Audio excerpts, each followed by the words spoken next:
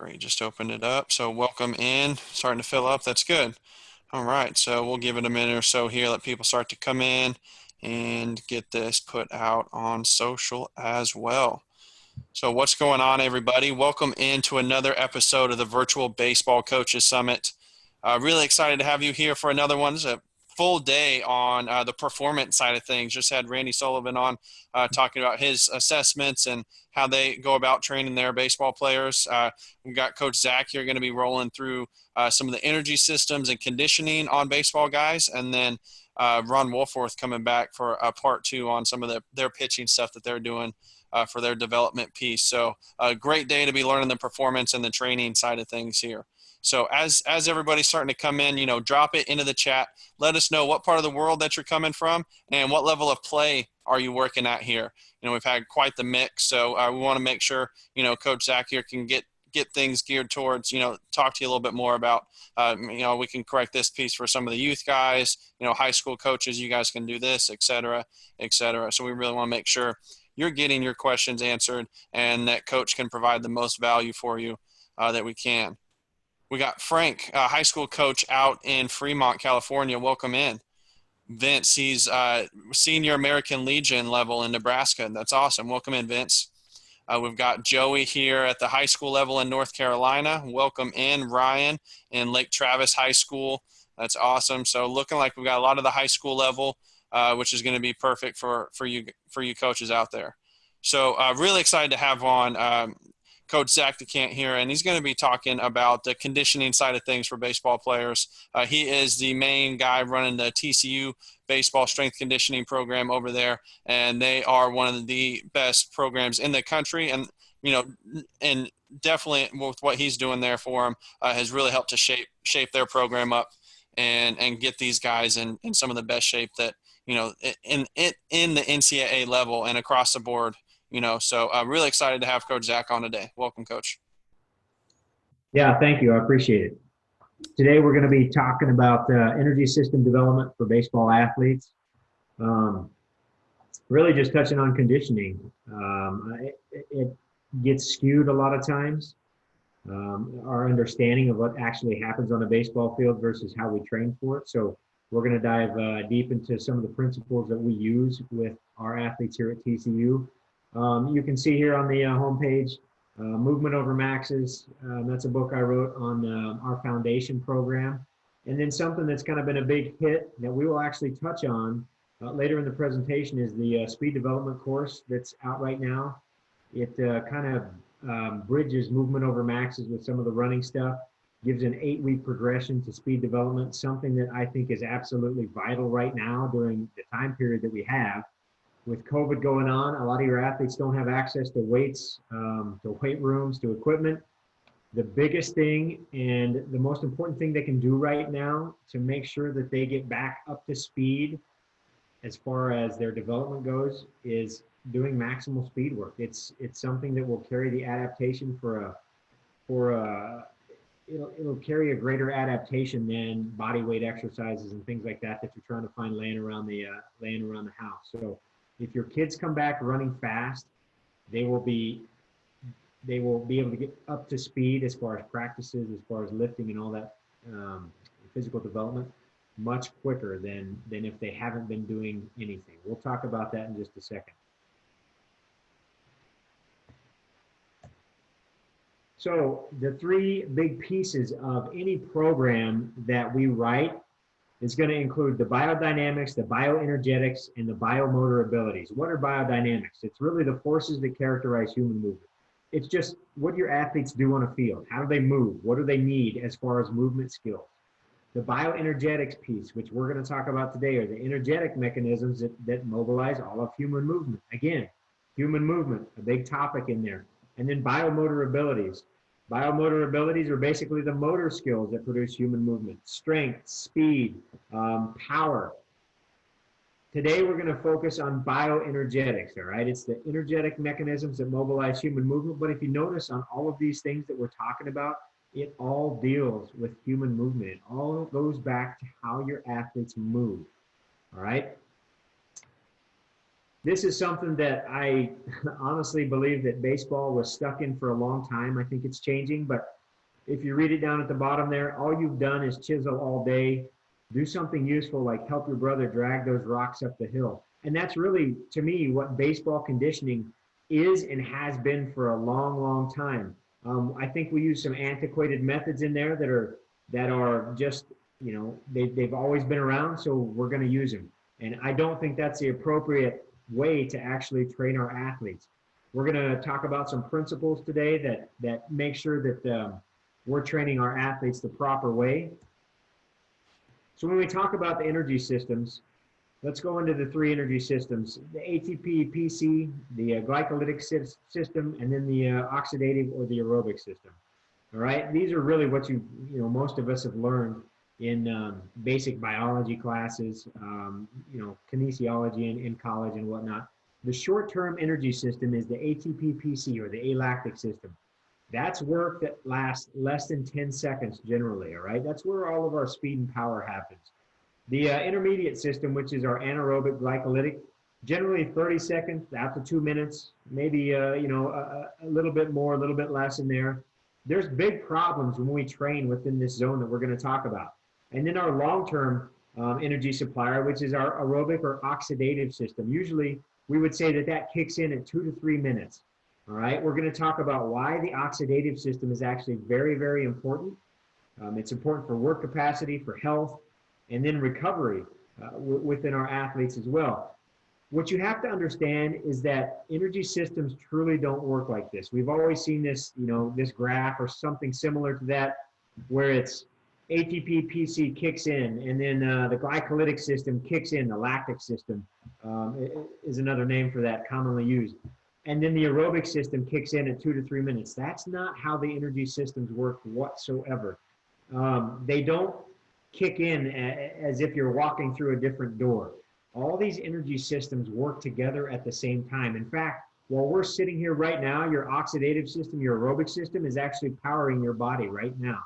So it's not something that kicks in at 2 to 3 minutes. It's doing the work that while we're sitting here, it's doing all the work for you. It's a very, very important piece, but I think we often get carried away with that.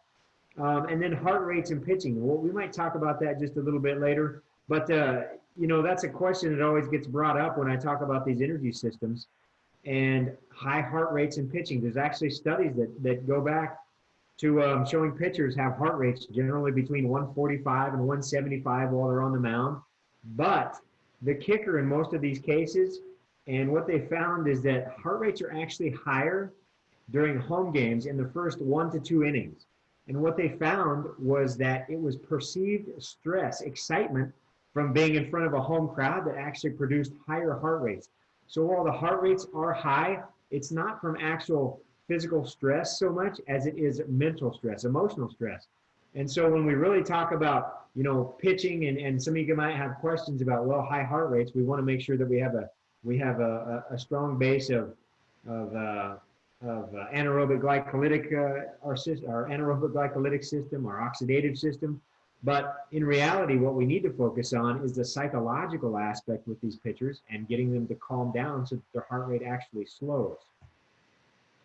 Baseball tradition has really been mired with long, slow distance work for pitchers and a lot of work in the anaerobic glycolytic zone. 300-yard shuttles are still a common conditioning test. I train up to 30 pros in the off season, and I would bet that 15 to 20 of them still go back to organizations that use a 300-yard shuttle. If you're not familiar, a 300-yard shuttle is down and back, to the 20, to the 30, sometimes to the 50, depending on the distance.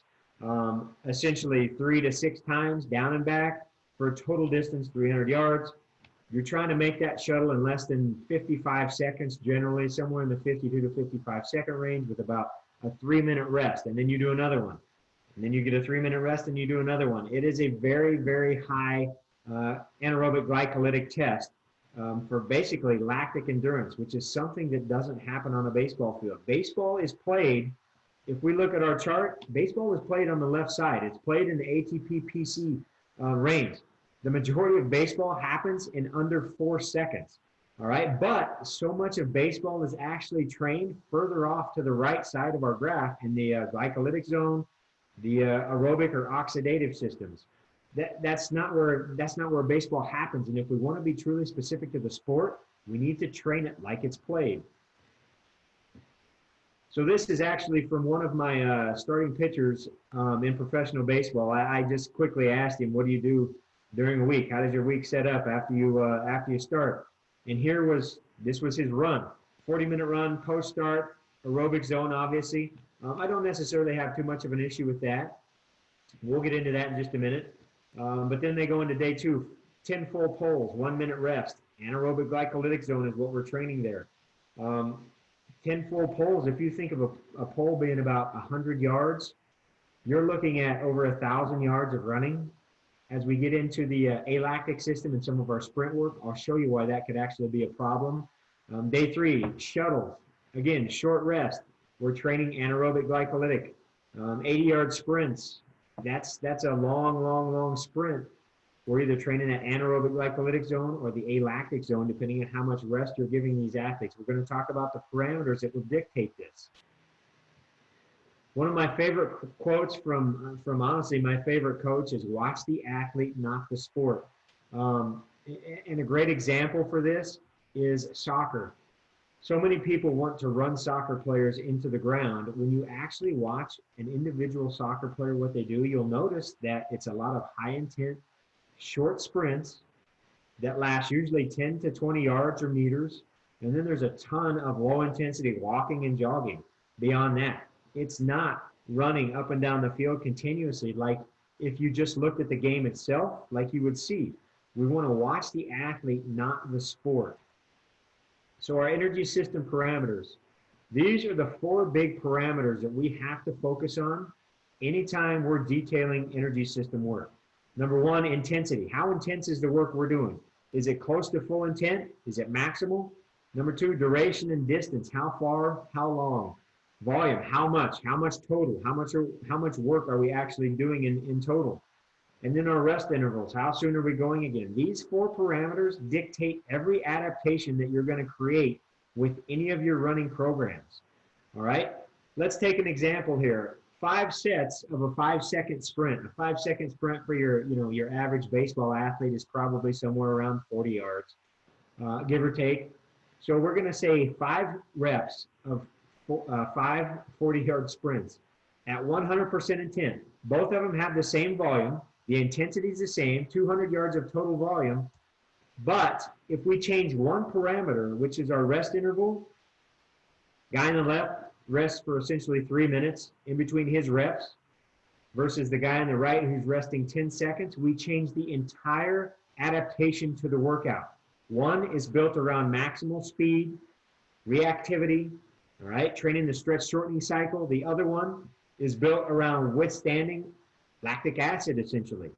2 completely different responses from the exact same workout minus 1 parameter that we've changed.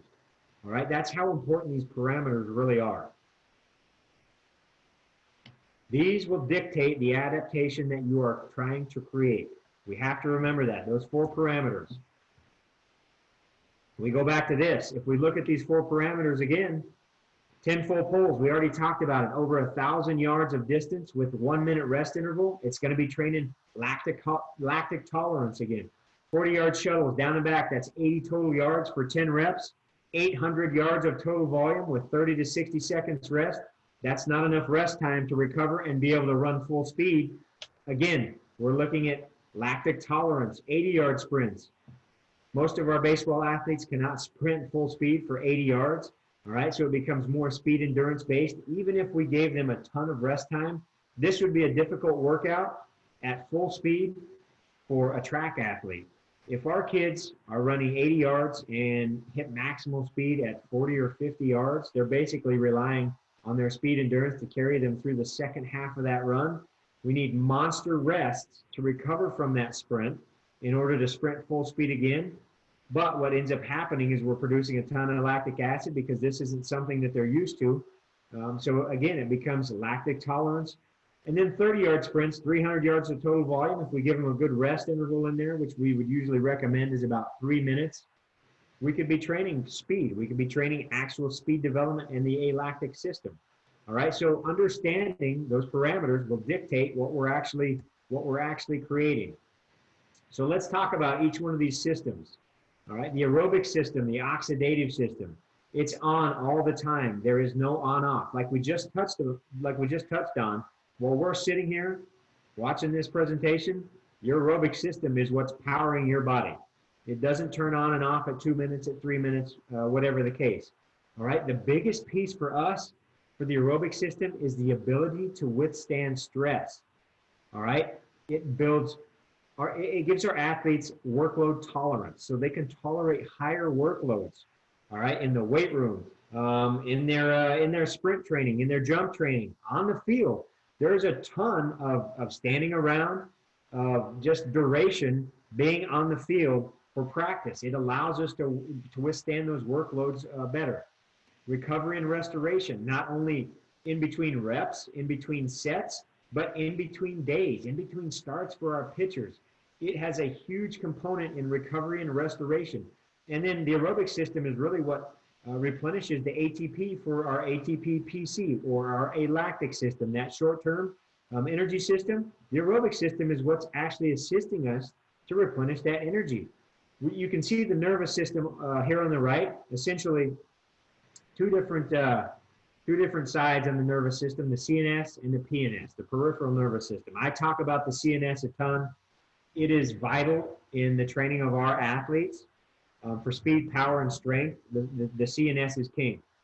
The PNS essentially has two branches at the autonomic nervous system, all right? We have the sympathetic division and the parasympathetic division, and we'll touch on this on the next slide. But the sympathetic, that honestly we probably learned back in biology, is your fight or flight, all right? The parasympathetic is rest and digest. So that's why the aerobic system is so important. It's important for that autonomic nervous system, for our athletes to get back into a parasympathetic state. When we're training, we're in a sympathetic state, right? Our heart rate's increased, our pupils are dilated, you're moving fast. We want to be fast, explosive, and powerful. But when we're not training, we want to be back in that parasympathetic state so that we can recover. What we do in the sympathetic state doesn't matter if we can't get back to that parasympathetic state to actually let our body refuel, regenerate, and recover. If we're in a sympathetic state all the time, our body will never regenerate itself. All right? And truthfully, baseball is in a sympathetic state all the time, especially when you look at athletes at the professional level. All right? Our minor league kids especially. What do they have to do? They're on long bus rides late at night. They get terrible sleep.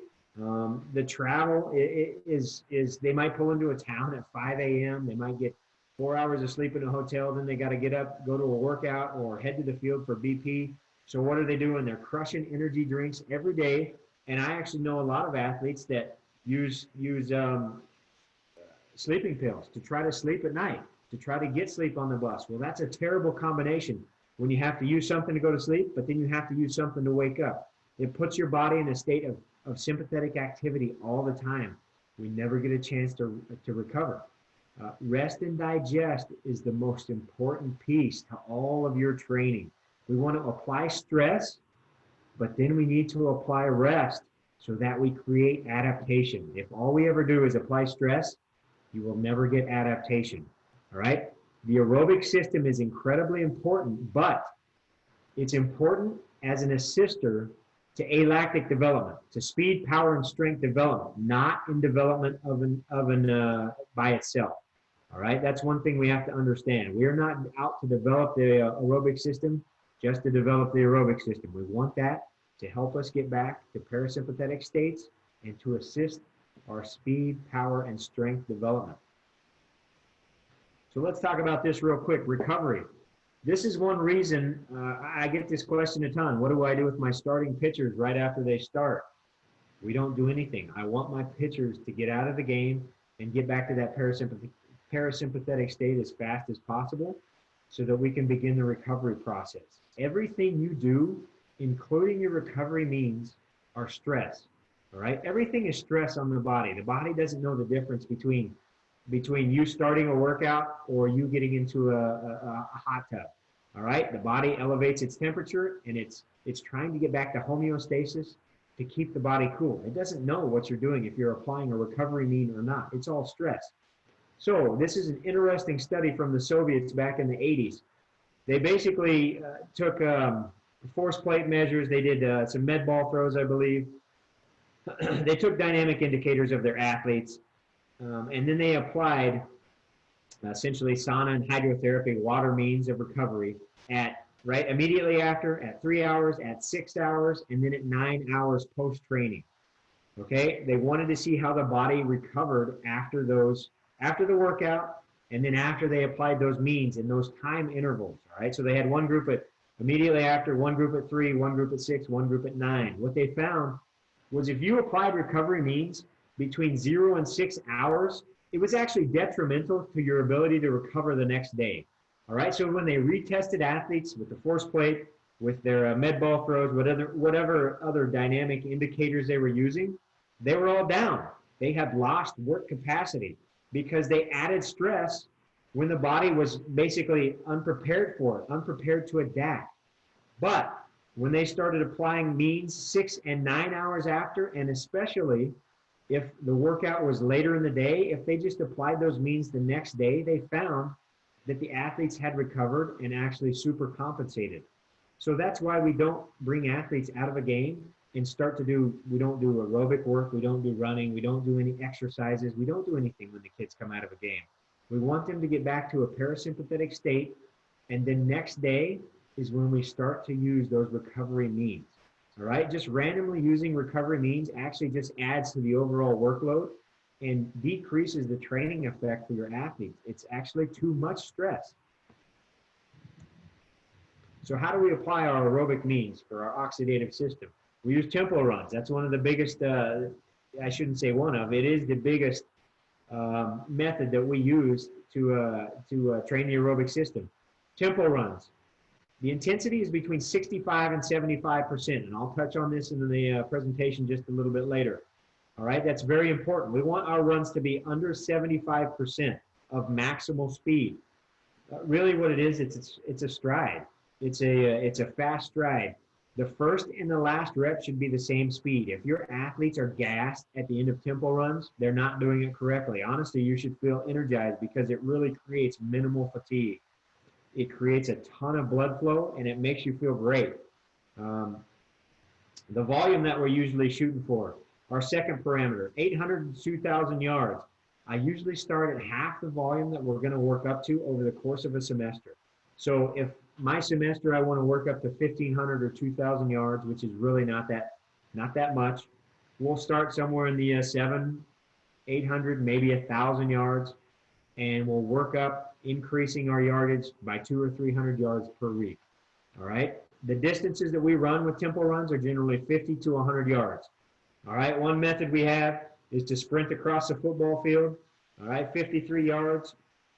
We'll generally take a 45-second rest or so, and then back across the football field for another 45-second rest. Our rest intervals are actually active recoveries. All right. So we usually walk, and it's a 2-to-1 walk to rest. So if we did that 50-yard, 75% sprint across the football field, we're going to walk out generally 25 yards, all right? Or I shouldn't say 25, 12 yards and out and back. So it's a 25 total yard walk, and then we're back into our run. And that time usually is about 30 seconds to a minute of recovery. If your athletes cannot maintain that 75% speed, or they're winded, they're struggling to talk at the end of their run, then they're moving too fast. The first and the last rep should essentially look exactly the same. This is not a conditioning workout. All right. At times during our rest intervals, to make them active, we've even done torso, some glute activation, core strength, if you will, iso abs, that type of stuff. If you're using a heart rate monitor, which some of you guys have, your resting heart rate, we want it to drop basically down to about 120, and then we start our next rep. All right, tempo runs are great. They're great for the aerobic benefits. but they also are within our overall goal of speed, power, and strength development. And I say that because tempo runs are excellent to be able to work on fluidity, rhythm.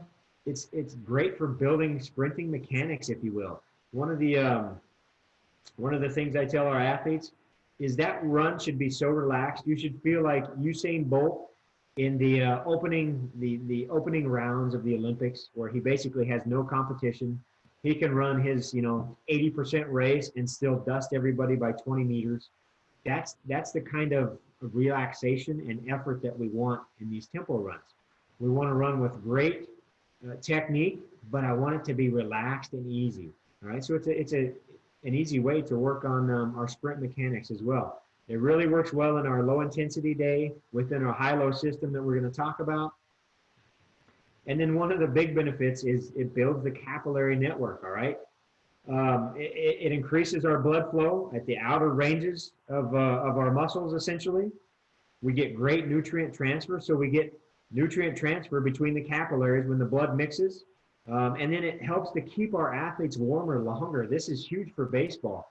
When we increase the capillary density, our capillary network, we get blood flow to those outer ranges, and that blood flow stays there longer. All right. Our athletes stand around all the time with practices. It doesn't matter, practice, BP, games, individuals. They stand around all the time. An increased capillary network will help keep your athletes warmer longer. Another method that we use for the oxidative system is our movement circuits. All right, our movement circuits are generally submaximal in intensity, usually 5 to 10 reps. If we have a heart rate monitor, we want to stay between 120 to 150 beats per minute. All right, that's the range. If we go outside of that 150, we shut the exercise down. We wait till our kids drop back down to 120, and then we pick the next exercise up. But the movements are big compound movements. Examples there over on the right, series 1 for us might be a goblet squat, a 50-pound goblet squat, very submaximal, raises the heart rate a little bit, but it's not going to be crazy hard. We might move into a push-up with dumbbell row, a stability ball or a physio ball rollout for the core, and then we do a hip flexor step with both rotations, which is a mobility exercise for the front side hip, for the thoracic spine, and we might superset through that 3 to 4 times. All right, essentially what we're doing, that heart rate monitor's on, we do the exercise, usually that'll take us up into the 140 or 150 range. As soon as it's over, we drop back down to 120. Once our heart rate hits 120, we pick up the next exercise. Our heart rate's going to jump again up in that 140 to 150 range. We stop the exercise. When it gets back down to 120, we move to the next series. All right, and really, what you'll find with your athletes, they can essentially just move through this walking. They can go to a goblet squat, walk to their dumbbells, push-ups, walk to the stability ball, their core exercise, and essentially that heart rate will start to drop back down pretty easily, and it's not something you have to stare at a heart rate monitor for.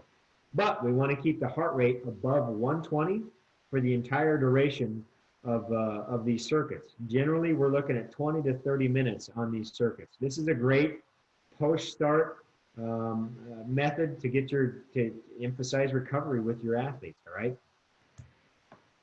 Density training, something that we don't use a ton of, but it can be a strong aerobic builder.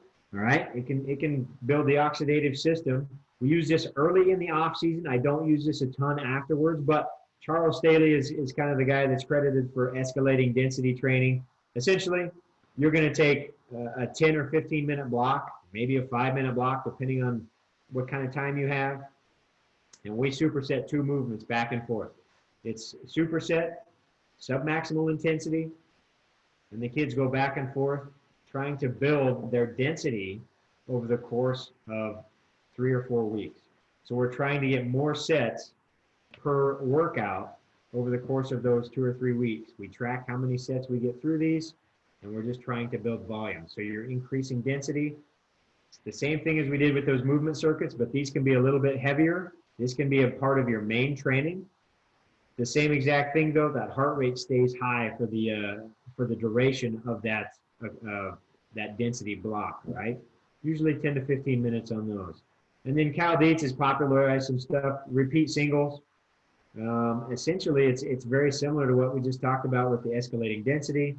We can superset 50% on compound lifts, squat, bench, whatever other compound lift you have. Your total running time might be 8 to 10 minutes, but you're just going back and forth. If you have a submaximal load like that, we might be doing it for speed. So we're actually developing some strength, speed, some explosive qualities, a dynamic strength exercise on those. So we're building strength. We can work on movement patterns, strength, speed, speed, strength. But we're building the oxidative system within the overall goal of athletic development, which for us as baseball athletes, again, speed, power, and strength. So this kind of touches on what we've been talking about. All right, if you look down at the bottom, the low intensity, all right, 75% of best time or slower. This is submaximal. This is where our tempo runs come into play. All right, tempo runs, recovery circuits, everything is essentially very, very submaximal. At the very top, which we're going to get into in just a second, is our high intensity efforts. That's our speed, power, our sprints, jumps, throws. This is full intent activities. Okay, this is when we're doing our sprint training, any of our jump training. And then in the middle, we have our medium intensity, which is essentially conditioning. This is short rests. You can't give full intent because the rests are too short. So we're not running at full speed or even close to full speed. And what really happens is most of the conditioning that we see is at medium intensity intense. All right, so 76 to 94% of our best time or our max intent is what it becomes. And really what medium intensity is, it's too slow to get fast from, but yet it's too hard to recover from. So it's kind of a nexus for us of something that we don't want. We want either low intensity, we're going to polarize our workouts is what this is. We want low intensity so that our kids can recover. We want really, really high intensity so that we're getting faster, stronger, more powerful. We don't work on running in between in those what we call middle zones or medium zones. All right, like I said, it's too slow to get fast and it's too hard to recover from. So it doesn't have a purpose in my training whatsoever. But that's where we see a ton of the conditioning take place. And that takes us into our anaerobic glycolytic zone, which is, like I said, what we see more conditioning, quote unquote conditioning work with baseball athletes than anything else. It's too slow to get fast. It becomes a middle ground of nothing, but it produces huge amounts of stress.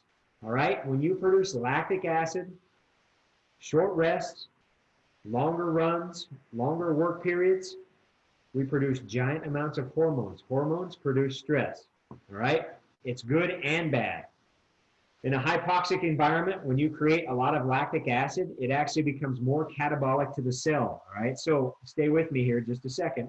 We actually can destroy the ideal cell conditions and cause some mitochondrial destruction, which actually works against the aerobic system or the oxidative system. So we can actually hurt the aerobic system by doing too much anaerobic glycolytic work, especially on back-to-back days, doing it continuously, back-to-back-to-back, and never letting your body recover. Hence, one of the reasons that we use the high-low system so much with our athletes. We'll touch on that high-low system coming up in just a second. Really what it becomes, the desire to chase lactate resistance is really a dead end, especially with baseball athletes. Remember, if we talk about what happens on a baseball field, nothing happens in those medium zones of 75 to 94% of speed. Everything we do is fast, powerful, and explosive with long rest periods, right? You look at a pitcher never even comes close to generating lactic acid during the baseball game. All right, they're not working in that anaerobic glycolytic zone. A pitch usually happens in 1.5, 1.3 seconds, but it's not an all-out effort for that 1.3. It's not the equivalent of a 10-meter sprint or a 10-yard sprint because they're generating momentum, and there's a lot of momentum transfer. So it's not an all-out 1.5 second effort.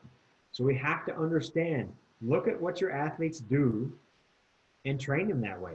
We don't train in this zone, or we don't play in this zone, so I'm not going to waste time and adaptation energy by training in this zone. So the alactic zone is really the meat and potatoes for us, the ATP, PC. We want to build the engine. How do we build the engine? We build the engine with sprints, jumps, throws, lifting. It's all about intent and intensity, and then long rests. All right. Generally, our efforts, especially when it comes to sprints, jumps, and throws, are going to be 10 seconds or less with long rest periods. So maximal speed. Let's talk about maximal speed for just a second. Something that baseball coaches comment to me often, athletes don't reach maximal speed on the field. Why train? Why train it? You would actually be surprised in that most of our athletes do reach maximal speed on the field during games. The lower level the athlete, the shorter the distance that it takes for them to hit maximal speed. Most of our NCAA college athletes are going to hit max speed somewhere in the neighborhood of 25 to 40 yards. All right. So that means most of our baseball kids on a ground ball trying to beat it out at first base are going to get close to maximal speed in that time. All right. We've seen some of my interns at the professional level have access to GPS monitoring, and they've seen athletes that have hit speeds of over 22 mile an hour on the base paths, in the outfield, during practices and games. 22 mile an hour is no joke. You're talking at some of the elite levels of NFL athletes hitting 22 mile an hour speeds. All right, those are fast, fast, fast speeds that happen in baseball. So maximal speed is an incredibly powerful stimulus for the neuromuscular system in the training setting. We want to train it because not only is it powerful for the neuromuscular system, but acceleration and maximal speed feed off of each other. All right. You can only accelerate up to maximal speed. If your maximal speed isn't fast, then acceleration isn't going to be, we're not going to be able to build more acceleration. All right. So they feed off of each other. It's great for reactivity, which is the speed of the muscle to be able to contract, relax, and contract again, another component of the neuromuscular system. Great for stiffness, tendon, fascial stiffness. I know there's been some talks on here in the previous couple of days on the fascial system. Maximal speed is all the ECM, the extracellular matrix, and the fascial system is so incredibly important. Tendon stiffness is a huge part of training maximal speed. We want that. Coordination, it's great. It's great for intramuscular coordination. All that ties back into the neuromuscular system. Motor unit recruitment, the stretch shortening cycle. It develops the same CNS pathways as strength does in the weight room. All right, speed can build strength. Charlie Francis used to talk about this. Does speed build strength or does strength build speed? Well, they both build each other because they're both stimulating the neuromuscular system. So don't discount speed training as a means to actually get stronger. The one thing I get a ton of messages on, speed is really an afterthought to weight training. And I say that in the aspect of coaches often say to me, well, we do our speed training on our off days. We lift Monday, Wednesday, Friday, and then we do our speed training on our off days. To me, in reality, that doesn't make any sense. Speed is actually the bigger neuromuscular drain than strength a lot of times, but there's nothing that happens specific on the field that happens in the weight room. So specificity really lies in our sprint training because our athletes sprint every time they're on a field. Speed can dictate the changes in games. If you have a kid that, in a tie game, that can get on base from a bunt and then steal second base and get to second with no outs, that is a game changer, all right? We don't squat on a baseball field. We don't deadlift on a baseball field. We don't do push-ups or bench press on a baseball field. But we sprint, we jump, we rotate. Those things are specific to the actual game. So I often challenge coaches in saying speed work shouldn't be on your off days. Speed work should be considered what's on your on days. That's what happens on a baseball field. Make what happens specific in your training. So the training principles for us, as far as speed goes, we want to develop speed with speed. That means that all of our runs are full intent runs, 95% or more of effort. We don't necessarily say 100% of effort because when you actually try to run really fast and try to grind through a run, you actually slow down. Reactivity slows down. The ability of the body, the muscles to contract and relax, slow down. So we actually want to emphasize some relaxation at different points. So I say 95% or more of effort. We're not going to be at 100% every day. The athlete has to be fresh. Again, this goes back to our high-low model, which we'll touch on in just a second, but sympathetic versus parasympathetic. Speed drains your athletes. It drains the CNS. All right. We generally need 48 hours in between high CNS stimuli. So we want the athlete to be fresh. We can't be doing speed work, heavy amounts of speed work on back-to-back days all the time. It's very intensive for the nervous system. Anything over 60 yards for us becomes speed endurance. You have to understand the difference in speed and developing that versus conditioning and developing your energy systems. All right, a huge difference, and it goes back to those 4 parameters we talked about: intensity, distances, volumes, and rest intervals. If we fill those out correctly, we can develop speed. If we don't, we're not going to get anywhere close to speed. All right, it's all about quality, not quantity. This doesn't induce muscular fatigue. All right, your guys shouldn't be zapped after a speed session. Really, what speed training, the fatigue that's associated with speed training, being neural fatigue, is more like being tired. It's being sleepy after the workout. Actually, I've seen kids yawn, and after their speed work, and that tells me that it was a high neural load on them. All right, our recoveries, rest intervals. This goes back to the parameters. We want 1 minute per 10 yards. Obviously, we know that that's not ideal in a lot of training situations, but I've set something up here for us. 10 yards generally is a walk back, all right? 20 yards, a walk back plus 30 seconds. At 30 yards, we generally do a walk back in 60, 90, 120 as we get out further. We have to understand perfect and optimal, all right? We can't always have perfect workouts, okay? I don't have a perfect program. I have to use what's optimal. So understanding that your situation, we may not have enough time in the workout to have a perfect workout. We have to build something that's optimal for the time allowance that we have, and that might include having a shorter rest. But we always want to make sure that our athletes can run full speed and that fatigue is not present when we do that. All right. Our speed training volume guidelines there at the top. Generally, for us, a low volume day would be under 150 yards. A moderate 150 to 250, a high anything above 250. All right, with especially with high school athletes, I would never go over 350 yards. And a lot of coaches, when they see this, they're shocked at how low this is. But this, if your athletes are truly running full speed between 10 and 40 yards, this is a high neural load. This is fatiguing on them. All right, so we can't go up like we talked about earlier, 800 yards of speed work. Olympic athletes on their big speed days, they don't touch 800 yards. So it's generally much, much lower than coaches think to develop true maximal speed. Our high-low system, all right? We're going to show you how we put this into some workouts real quick. The high-low system for us, we talked about it earlier on the polarizing slide. Our high-intensity demands generally are heavy strength work. 90% plus or more is going to be very neurally demanding. Weights to failure. If you're going to failure all the time, again, that's going to be CNS fatigue.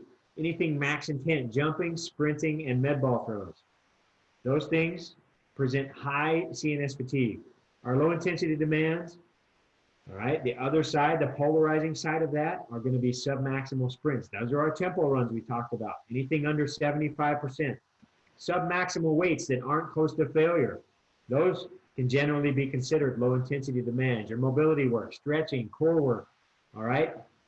Submaximal intent with med ball throws, with jumps. Anything where you're not using full intent can be considered low intensity demands, but we have to make sure that it's not submaximal intent and then short rest periods that keep building lactic acid in there. All right, and then body weight movements. Body weight movements without You know, extra load are considered low intensity demands as well. We talked about doing some of that stuff in the middle of our rest intervals during tempo runs. We do body weight movements. We do core work. We do some glute and some pelvic control exercises during those tempo runs to add a little bit of a density to our training. So overall, in a high-low system format for us, how do we handle the training? Monday, Wednesday, Friday are considered our high-intensity development days. Those are days that we have speed, jumps, throws, our lifts are all on those days. Our Tuesday, Thursdays are recovery-based, can be off in some systems. If optimal for you is an off day, then that's absolutely fine. What we're doing is we're separating those high intensity demands by 48 hours of rest. We're not backing them up back to back to back to back and continually fatiguing our athletes. A low intensity day might include some soft tissue work, joint movements, some light activation, small muscle group stuff we talked about. Tempo runs are on there. We want that aerobic system active on that day because that aerobic system helps us become more parasympathetic, right? Helps us recover. I gave this talk a few months ago, actually, before the pandemic started, and just used this as an example of an in-season format. Again, optimal. It's not always perfect in everybody's situation, but generally our high intensity development would happen on a Monday. A game of usually less significance might be on a Tuesday, our low day to recover after that game on Wednesday. We come back with a high intensity day on Thursday, and then our game day on Friday. All right. Example of an in-season high-low split. Getting faster in season. All right. Exposure to high-speed running. We need it every 8 days. We need to microdose. Hold on just 2 seconds. I got to plug my computer in. Said it's going to die.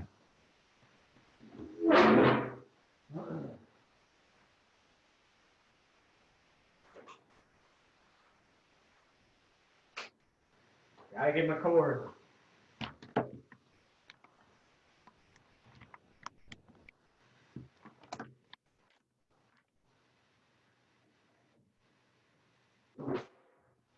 I apologize. I thought I had enough battery. So getting faster in season, we need exposure to high-speed running every 8 days. Why? The residual training effect. The residual training effect over there on the right, which I've actually touched on a ton on Instagram during this break. Speed usually only lasts for about 5 to 8 days. So if your athletes don't touch a little bit of max speed every week, essentially, you're at risk of hamstring strains, of honestly getting slower, but you're at risk of injury. So we want exposure to high-speed running every 8 days, whether it's in practice, whether it's a part of practice, a part of warm-up. One way that we can do this, we can microdose. Small doses every day can be great for our athletes. That's one way that we use it in our in-season period is during our warm-up. We sprint every day on our warm-up, and it's just a couple of short reps, but it's every day. All right. Other ways that you can incorporate speed work in season, your base running principles. Have high intent days. Have a high intent day on the bases. The next day needs to be a low intent day. We can't have high intent days all the time and have maximal speed running on the bases every day. We want to let those athletes come down from that and not stress them every day. So if you're going to have a high intent base running day built around maximal speed development, make sure that you're bookending those with some low intensity days to let your athletes recover. I talked about it, warm-ups. We usually finish with a 3 to 5 minute session on speed development. We race, all right? It's competition. It's fun. It builds athleticism with your kids. It's an easy way to get some speed work in season. You know, to finish here on energy system training, the aerobic system is incredibly important. We need it to restore, essentially. We need it to get back to parasympathetic activity. We need it to build resistance to workloads, but it's not our primary means of training. It's not the primary emphasis. Really, all we want that to do is to assist us with our speed, power, and strength development. All right. We don't want to spend too many adaptive reserves here. If we waste all our energy training the aerobic system, we're using energy that we need to be applying to our game, to the actual specific events. All right. Whether it's speed, strength, power, and or skill. We don't want it to interfere with those main goals. So it's a secondary training option. Um, we can achieve the necessary adaptations in the aerobic system, the oxidative system, without straying that far from the main goal of speed, power, and strength. All right. Understand that we can get those adaptations without going that far away from it. Your alactic training is still the biggest bang for our buck. It is everything that happens on a baseball field. Don't forget that biological energy is skill specific. When I say that, I'm specifically referring to pitchers. The ability to throw 105, 110, 120 pitches in a game is skill specific. They build those specific workloads through doing it. All right. You can see the fat kids in MLB, the fat guys in MLB. Those guys aren't in any kind of shape and can still go out and throw 120 pitches in a game. Why? Because they've built up those workloads because it is all skill specific. It's not because they have the highest oxidative system or they have an incredibly developed anaerobic glycolytic system. It's not because of that. It is skill specific. I appreciate you guys being on. I'm going to check some questions here. If you guys have questions, shoot them out real quick. We'll see what we can get to if we have time. I'm not sure if we do or not. I'm going to get to one or two here. We've got one coming in. So they've read your books and that kids recover more quickly than adults. Can you do more sprint work more than 3 days per week with the 14 to 16-year-olds?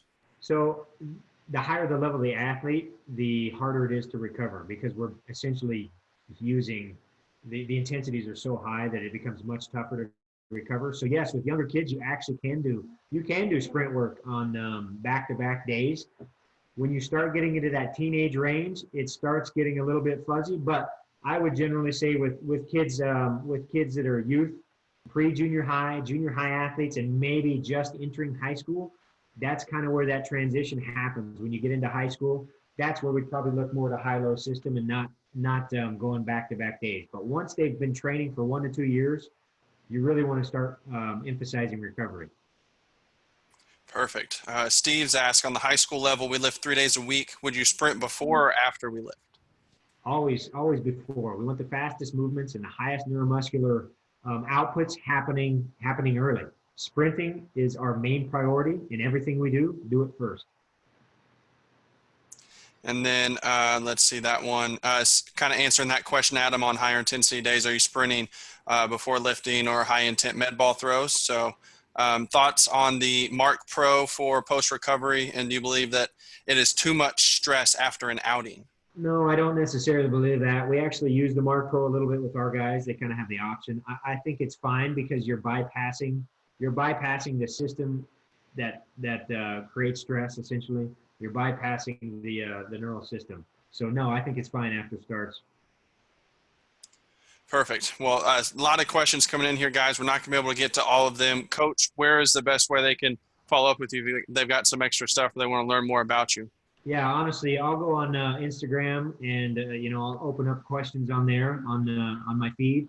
You can find me at Zach Dechant on Instagram, on Twitter, ZachDechant.com. Shoot me an email through TCU's website. You can contact me anywhere. I'll try to get back with you. Perfect. Well, that was awesome stuff, Coach. A lot of gold there. You definitely want to go back and watch the replays on that. I know I will. Definitely try to take some notes, but it's just so much to digest in one sitting. So go back, take your notes, check out the replay, and definitely check out Coach's book. It's a really good one here.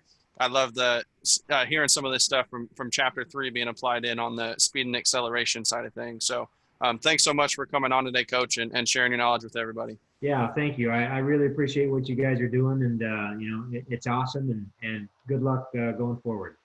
Awesome. Thank you so much. So be sure to follow up with Coach. Check us out at Baseball Clinics on Twitter. We'll keep you up to date with everything that's going on. And check out his speed development program there as well, movementovermaxes.com/speeddev.